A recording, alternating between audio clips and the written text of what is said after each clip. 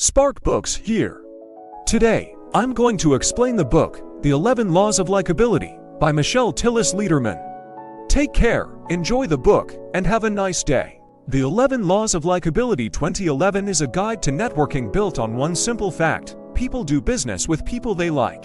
These sparks will explain how to discover your most likable characteristics, start conversations, and keep them going, and make a lasting positive impression on people. Key idea number 1. Being honest with people makes you likable. Relationships rule our life.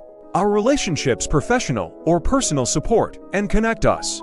How does that relate to modern business networking? Networking simply means building new relationships, since our networks evolve from our relationships. Like someone and get her to like you. When networking, strive to find what you and others like. Ask inquiries about someone's life, ideas, beliefs, job, or hobbies, and listen to find out what they like. Likability is subjective, but its fundamentals are the same for everyone. These fundamental forces can be reduced to 11 laws of likability, which we will examine one by one. Before we begin, networking is about connecting with others, not just reaching a goal. Networking is seen as a test by some people.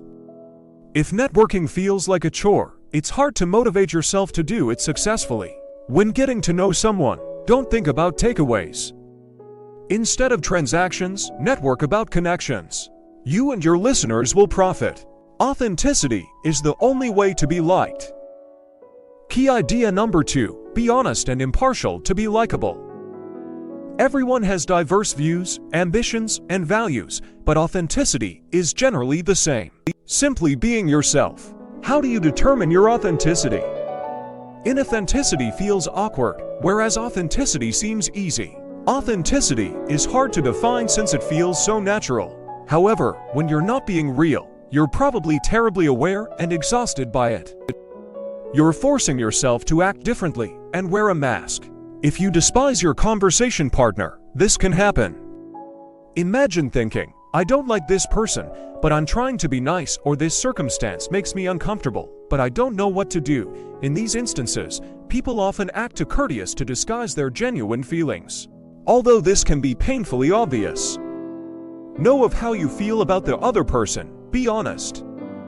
Instead of smiling, look at individuals objectively. You might like them. They may have skills you don't. You may sympathize with their conduct. This mental exercise will help you view the individual truthfully. Remember that seeking the good in a circumstance or person leads to more honest and fruitful interactions. Key idea number 3. Avoid fake occurrences. Have you ever felt forced to attend an event? We've all been there, usually because we should. If you don't want to go to an event, don't. Choose what you want, not what you should, to reveal your true self. Attending just events you desire lets you be yourself. There are 2 types of events: the ones you get to attend, which make you pleased and eager, and the ones your employer or family member makes you go. Choose wisely and remember you have a choice. Get out of events you have to attend. Skip unnecessary meetings. Small attitude changes also help. Success requires positivity. If you can't avoid certain occurrences, try to find something fun about them. If you don't want to go to a stranger's birthday party but feel forced, bring a friend. You can mix in small groups and meet new people, making you feel authentic and comfortable. Remember that social gatherings have no rules. Self-expression is ideal.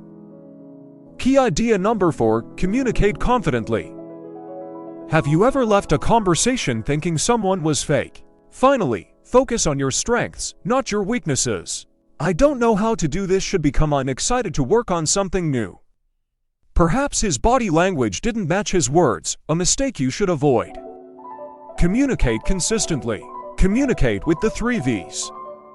The first V is verbal, your words, the second is vocal, your tone, and the third is visual, your body language.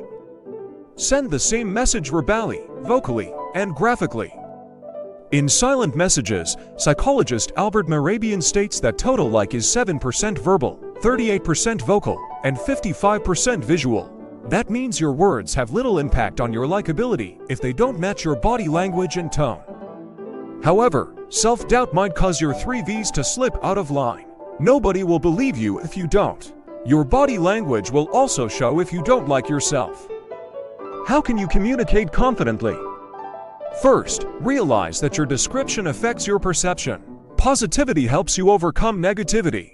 Instead of thinking, "I'm too sluggish and will never get this done," remark, "I'm taking my time to make sure things get done correctly." Finally, focus on your strengths, not your weaknesses. "I don't know how to do this" should become "I'm excited to work on something new." Key idea number 5. Asking questions keeps a conversation going. Many people fear talking to strangers. Maybe you're worried about saying stupid things or don't have anything to say. If you don't know what to say, just ask about the other person's life. Start a discussion by genuinely interested in someone's career, hobbies, ideas, and life. If you don't know someone, ask simple questions like their favorite TV show or sport. One topic can start a conversation. Your interaction will also depend on the questions you ask. Open-ended and probing questions are the basics.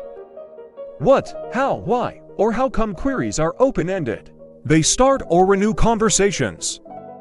At a concert, asking the person next to you, "How did you hear about this concert?" will prompt a complete response.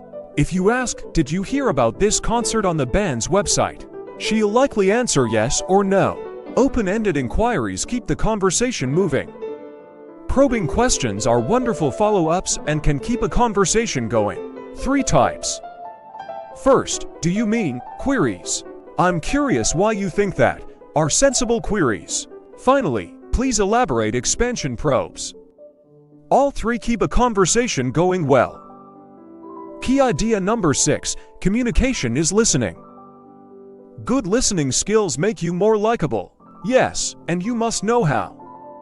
Inward, outward, and intuitive listening exist.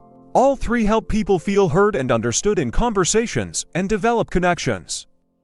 Inward listening involves hearing what the other person says and relating it to your own experience. "Oh, me too" or "I like Thai" are good responses to "I love Vietnamese food." Listening like this helps identify commonalities and shared viewpoints, which makes people likable. Outward listening involves relating what you hear to what you know about the speaker. When your friend says she prefers Vietnamese food, you ask, "Why? Have you visited an excellent Vietnamese restaurant lately?" This approach of asking questions can reveal the other person's interests and viewpoints.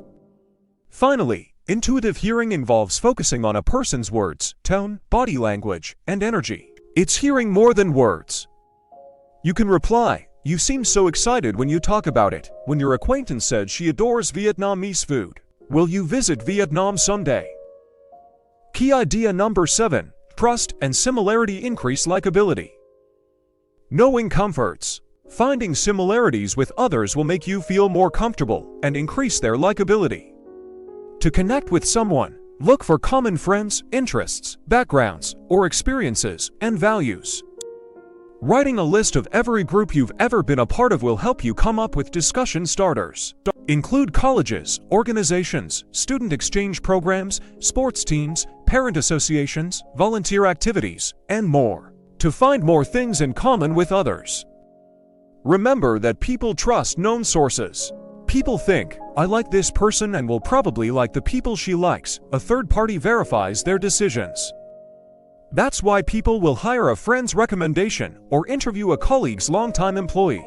When friends set you up on a blind date or propose a movie or restaurant, the same applies. This applies to job seekers, too. Using LinkedIn to find connections to potential employers might be quite helpful during your search. You can leverage common connections to frame the conversation. Just compare the company's operations to yours. Remember, people enjoy others like them, so find common interests or hobbies to connect with others.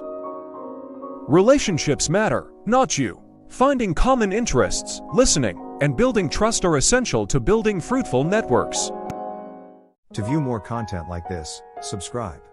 Don't forget to like and turn on notifications. The channel really benefits from it. I appreciate you being here.